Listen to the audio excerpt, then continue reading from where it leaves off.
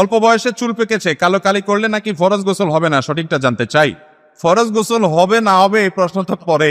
কালো কলব ব্যবহার করা জায়েজ নাই। নবী করিম সাল্লাল্লাহু আলাইহি ওয়াসাল্লাম বলেছেন, কারোর চুল বা দাড়ি যদি পেকে যায় সেগুলোকে সে কোনো কালার দ্বারা পরিবর্তন করুক।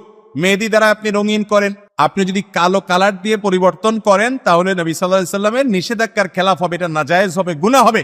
তিনি বলেছেন, গায়্যিরু হাযা শাইবা ওয়া জান্নিবুস সিওয়াদ, তোমরা কালো কালার থেকে বেঁচে থাকবা, চুল দাড়িকে কালো কালার করবা না।